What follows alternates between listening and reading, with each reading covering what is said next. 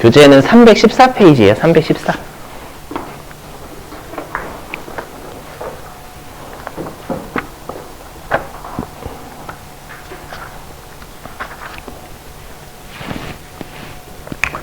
자, 일단 소득세 여러분들 배점 좀 설명드릴게요. 해보시면, 자, 일단 소득세가 제일 짜증나는 게 암기할 거 더럽게 많거든요. 암기할 거 진짜 많아요. 맞는데 두 문제 나와. 두 문제 이론이 진짜 너무 짜요. 그래서 이론은 최대한 많이 나오는 거 위주로 할 수밖에 없어요. 제 입장에서는요. 알죠? 그래서 여러분들도 소득세는 그냥 운에 맡기세요. 많이 나오는 거 위주로 풀 수밖에 없어요. 그렇죠. 좀 이따가 이제 하시다 보면 외울 거 진짜 많은데 두 문제 나오면 너무 짜다라 이 생각 드실 거예요. 주로 많이 나오는 거 여러분들이 하시고, 배점이 세요. 실기에 15점이에요. 실기에 15점. 그죠? 그래서 일단 연말정산이라는 건 무조건 출제예요. 무조건. 여러분 연말정산 실제 우리 일상생활에 가장 도움이 되는 건 연말정산이에요. 이거. 이제 여러분 세금 내실 때 여기에 10점. 그다음에 나머지가 5점. 제가 여기 두세 문제라고 했지만 두 문제네요. 두 문제. 알죠? 대신에 우리가 부가가치세 같은 경우에는 부속서류 여러 가지 배우는데 그 중에서 한 문제 나오잖아요. 너무 짜죠? 맞죠? 그게 항상 선생님들 고민이에요. 맞죠? 시간도 너무 오래 걸리면 3점밖에 안 나와. 맞죠? 근데 소득세는 다행히 암기할 건 진짜 더럽게 많거든요. 대신에 우리가 실기에서 나오는 게 총 3개예요. 그 중에 두 문제가 나오니까 정말 외우는 부분에서 나와요. 알죠? 자, 그래서 일단 소득세 배점, 실기 15점, 이론 4점 해서 총 19점 배점이고요. 맞죠? 그냥 여러분 소득세는 항상 선생님들이 말씀하세요. 선생님 소득세 잘하는 방법 없나요? 무조건 다 방법은 똑같아요. 선생님들 항상 하시는 말씀이 암기 열심히 하시면 돼요. 이거예요. 소득세는 방법이 없어요. 다 암기예요, 그냥. 맞죠? 그래서 소득세를 많이 힘들어 하세요. 외우는 거 좋아하는 분들 가끔씩 있잖아요. 변태들. 맞죠? 그런 사람들 빼고는 좀 소득세 다 싫어해요. 근데 그냥 여러분 어떤 마음가짐을 가지고 외우시냐면 나의 일상생활에 가장 도움이 되는 세법은 뭐니 해도 소득세예요. 진짜 우리가 개인 소득에 대해서 내는 거니까 여러분들이 뭐 법인의 대표이사가 되시지 않는 이상 소득세가 가장 중요하죠. 뭐. 맞죠? 그리고 여러분 대표이사라고 해서 소득세 내야 돼요. 여러분. 알죠? 자, 그러면 하나씩 해보면 다 했다고요. 다 표예요, 표. 자, 보시죠, 여러분들. 소득세 특징. 여긴 잘 내요. 왜냐면 처음 배우시니까 잘 내요. 하나 해보죠. 자, 보시면, 일단, 소득세는요, 여러분들, 열거주의 방식이라고 하는데, 자, 들어보시면, 여러분들 우리가 소득에 대한 세금이 총 두 가지가 있어요. 우리가 법인이 벌어들인 소득에 대해서 부과하는 세금은 법인세라고 하고요. 그 다음에 개인이 벌어들인 소득에 대해서 부과하는 세금은 소득세라고 해요. 뭐 여러분 아실 거예요. 근데 제가 이걸 왜 설명하냐. 요 이론을 대비하기 위해서 말문제. 여러분들 법인이 많아요? 개인이 많아요? 우리나라에. 개인이 훨씬 많죠? 맞죠? 그리고 개인은 감정이 있어요? 감정이 없어요? 아, 여러분 감정 없어요? 로봇이에요? 감정 있죠, 여러분들. 그죠? 감정 있어요. 그 말은 뭐냐면, 개인은 감정도 있고, 사람도 많고. 그 말은 조세저항이 심하다라는 거예요. 저항. 법인은 조세저항 안 하죠, 여러분들이. 그러니까 법인에 사람이 저항을 하는 거지, 삼성전자가 나와가지고, 나쁘다, 기분 나빠! 이러진 않잖아요, 여러분들. 맞죠? 그러다 보니까, 개인은 사람도 많고, 감정도 있고, 그러다 보니까 조세저항이 심해요. 맞죠? 그러다 보니까, 우리가 이 소득세 입장은 뭐냐면, 그래, 알았다. 너희들이 계속 반복적으로 벌어들이는 것만 때릴게. 어쩌다가 벌어들이는 거 원칙적으로 안 때릴게. 이 입장이에요. 알죠? 그래서 여기 보시죠, 여러분들? 여기? 경상적. 우리가 경상적이라는 건 늘상이라는 뜻이에요. 알죠? 그래서 계속 반복적인 소득만 과세하는 걸 원칙으로 하고요. 여기 보시죠. 일시 우발적. 아마 여러분들 우발 살인 사건 이렇게 들어보셨을 거예요. 제가 우발은 이거밖에 모르겠어요. 그래서 일시 우발적인 소득은 과세하지 않는 게 원칙입니다, 여러분들. 알죠? 원칙이라 했어요. 예외가 있긴 있어요. 나중에 뒤에서 할 거고. 그럼 당연히 계속 반복적인 소득만 과세해야 되니까 이러한 소득들이 계속 반복적인 소득이다라고 법에 열거해야 되겠죠, 여러분들. 그래서 여기 열거주의라고 하는 거예요. 계속 반복적인 소득을 법에 열거시키는 거예요. 이러한 애들이. 그러면 법에 열거되지 않는 건 세금 안 때릴게 이 입장인 거예요. 알죠? 여러분 여기서 챙기실 건 열거주의. 아시죠? 자, 그 다음에 여러분 개인이 벌어들인 소득은 되게 다양하죠. 여러분 만약에 회사에서 일하시고 받으시는 소득은 근로소득이라 불러요. 뭐 또 어렵지 않으실 거고. 여러분이 만약에 음식점 차리셨다라고 하면 여러분 사업소득이라 불러요. 알죠? 그다음 만약에 혹시라도 여러분들이 국민연금 나중에 이제 만약에 연세가 드시면 받으실 거잖아요. 그건 연금소득이라 부르고. 그러니까 되게 다양한 소득이 있다라는 거예요.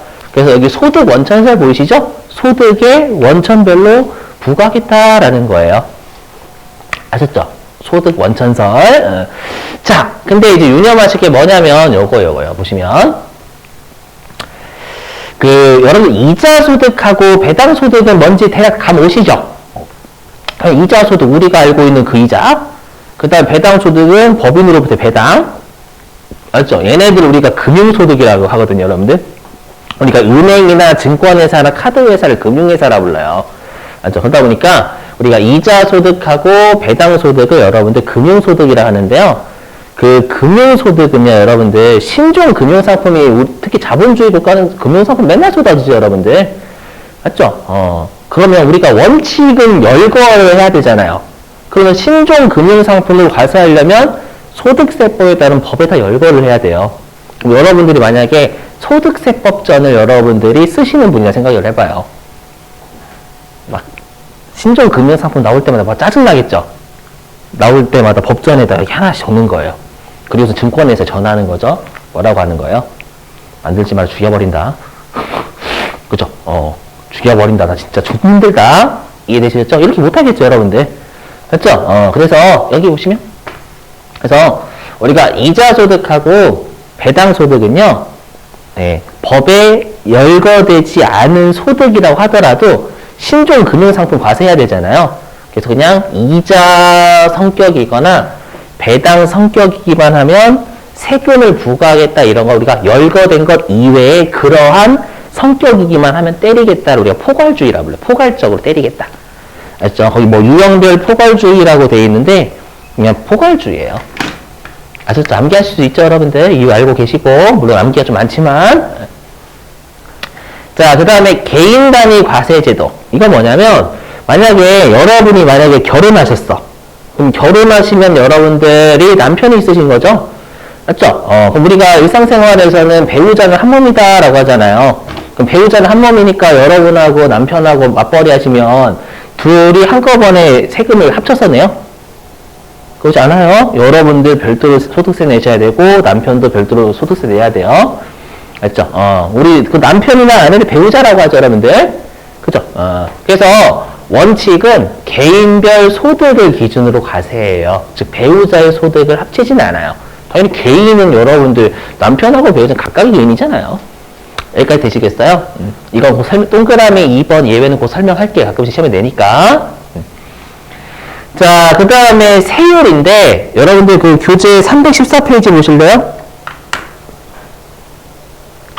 거기 교재 314페이지 보시면 아래 표 보이세요, 여러분? 표? 맨 아래. 표 보시면 뭐 과세 표준 1,200만 원 이하 보여요, 여러분들? 보이시죠? 그게 1년에 소득이 1,200만 원 이하다라고 생각하시면 돼요. 보니까 6% 보이세요, 6%? 그죠? 근데 맨 아래 10억 초과 보이시나요? 10억 초과?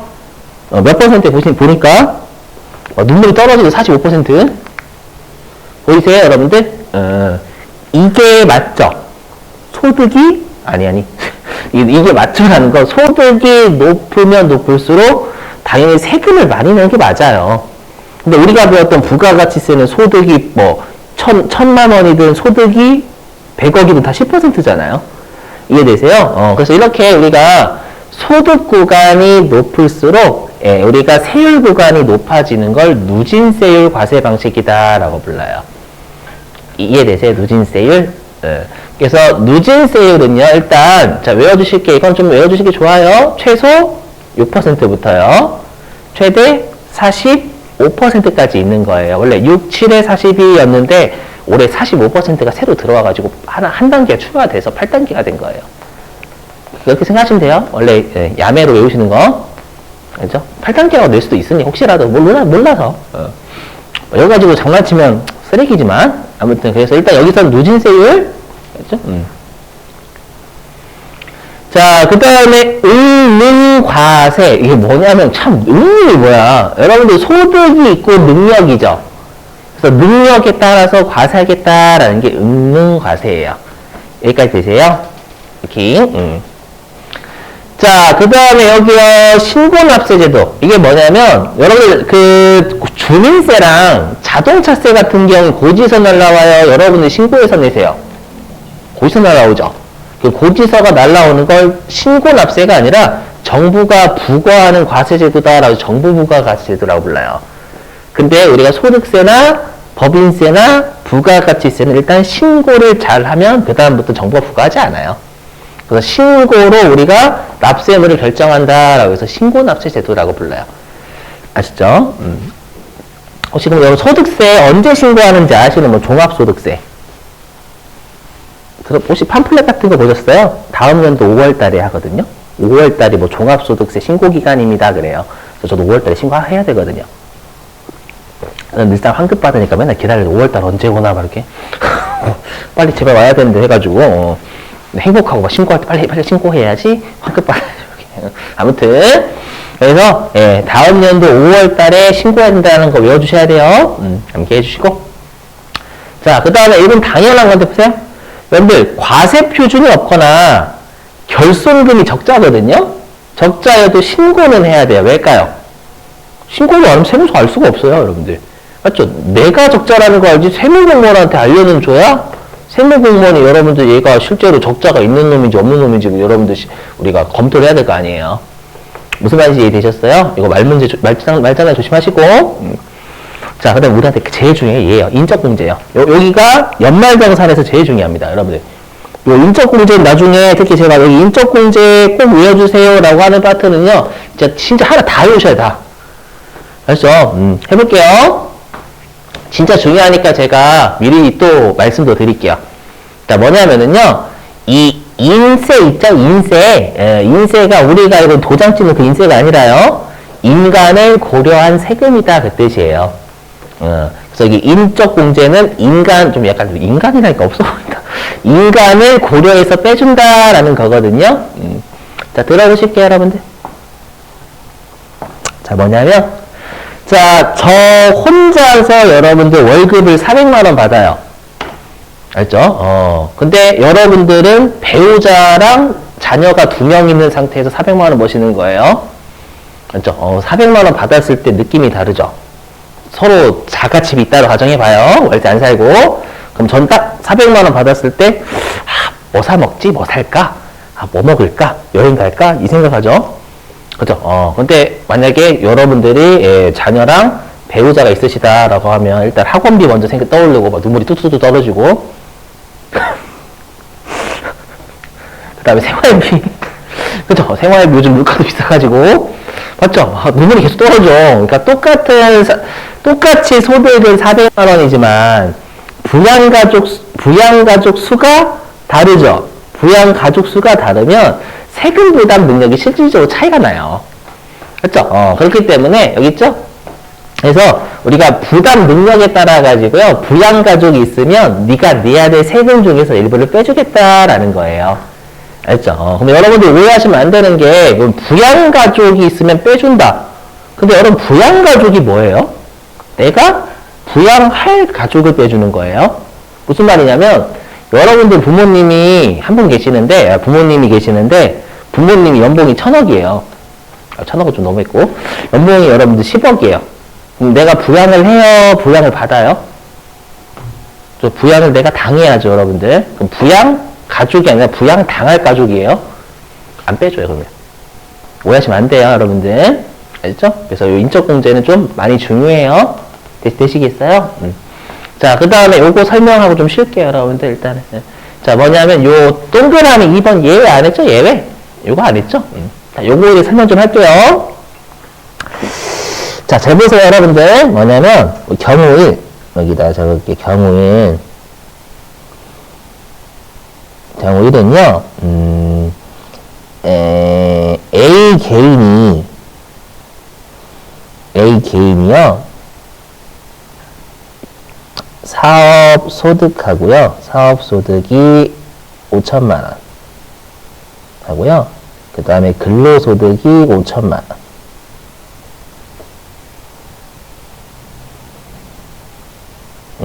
이렇게 있어요. 그러면 요 사람은 한 사람이죠. 개인 한 사람. 한 사람이니까 1억 전체에 대해서 우리가 누진세율로 과세가 되는 거예요. 여기까지 동의되시겠어요? 근데 만약에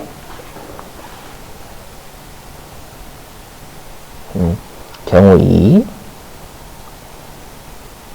A 개인은 사업소득이 5천만 원 있고요. 그 다음에 B 개인이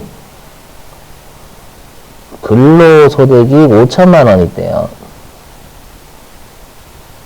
그럼 이건 개인별 과세니까 이 경우 1은 1억 전체에 대해서 누진세율로 두드려 맞는 거고요. 되세요? 아래는 개인이 몇 명이에요? 2명이니까 이 A 개인 5천만 원에 대해서 누진세율, B 개인 5천만 원에 대해서 누진세율 이렇게 내는 거잖아요. 그러면 상식적으로 둘 중에 누가 세금 더 많이 낼까요? 요 경우 1하고 경우 2 중에. 둘 다 1억이니까 여러분 똑같아요, 세금이? 아니죠. 아까 우리가 소득이 올라가면 세금은 올라간다면서요. 그러니까 이 경우 1이 세금을 더 많이 내요. 얘는 5천만 원 각각에 대한 누진세율이잖아요. 근데 얘는 소득 1억 전체에 대해서 누진세율인 거예요. 어떤 느낌인지 이해되시겠어요? 10%가 아니, 둘 다, 만약에 세율이 딱 10%면 얘도 각각 10% 때리나, 전체 1억에 대해서 때리나 똑같지만, 10%가 아니잖아, 여기는. 맞죠? 소득이 높을수록 세율이 높아지기 때문에 경우 1이 세금 더 많이 낸단 말이에요. 오케이. 그럼 여러분들은 경우 1처럼 되고 싶어요? 경우 2처럼 되고 싶어요? 바로 경우 2처럼 되고 싶겠죠? 세금 적게 내니까. 그래서 짱구를 올린다라는 거예요. 뭐냐면, 실제로 제가 배우자가 있어요. 제가 배우자가 있는데 배우자가 놀아요. 저 혼자 사업해요. 저 혼자 사업. 저 혼자 사업하는데 저 혼자 이렇게 1억 벌어. 1억. 저 혼자 1억 버는 거예요. 그럼 전 1억에 대해서 누진세를 맞아야 되잖아요. 맞죠? 그래서 어떻게 하냐면 배우자랑 저랑 같이 사업을 같이 하는 것처럼 허위를 꾸미는 거예요. 실제로 배우자가 노는데, 맞죠? 사업을 같이 하는 것처럼 꾸며가지고 저 50%, 배우자 50% 이렇게. 실제로는 저 혼자 100%잖아요. 배우자 노니까. 근데 저 50%, 배우자 50% 하면 1억 벌어들인 걸 저 5천만 원, 배우자 5천만 원 분배받는 거죠. 50%씩. 맞죠? 그럼 세금을 저는 5천만 원에 대한 누진세를 내는 거고, 배우자도 5천만 원에 대한 누진세를 내는 거고, 그러면 저 혼자 사업할 때보다 이렇게 허위로 꾸미게 되면 오히려 세금 적게 내겠죠. 이해되시겠어요? 그건 용납할 수 없다라는 거예요. 세무서 입장에서는. 얘가 세금을 줄이기 위해서 지분율을 허위로 정했구나라고 생각하는 거예요. 오케이? 그래서 여기 보시면 있죠? 공동사업의 지분율을 허위로 정했죠. 원래는 저 혼자 100%인데 저 50%, 배우자 50%로 뻥쳤잖아요. 맞죠? 그러면 이때는 배우자의 소득을 합쳐버려요. 그래서 5천만 원을, 배우자가 5천만 원이었죠. 배우자의 소득 5천만 원 저한테 땡겨버리는 거예요. 그럼 저는 다시 1억이 되죠, 여러분. 합쳐서. 이해되시겠어요? 오케이? 그래서 여러분들이 소득 중요한 게 뭐냐면 우리가 누진세율 방식이 그러니까 자 그럼 여러분들이 중요한 게 뭐냐? 요거 A예요. 경우 1번. 나 혼자서 2가지 이상의 소득이 있으면 이 2가지 이상의 소득을 합쳐서 누진세율로 세금 내는 게 세법에서 정확한 세금이 되는 거예요. 이해되세요? 일단 요 개념 알고 계시고 아셨죠? 자, 됐어요. 일단 나중에 또 무슨 말 설명할게요. 10분 쉬셨다가요. 우리 4시 5분에 3교시 할게요. 여러분 10분 쉬시죠.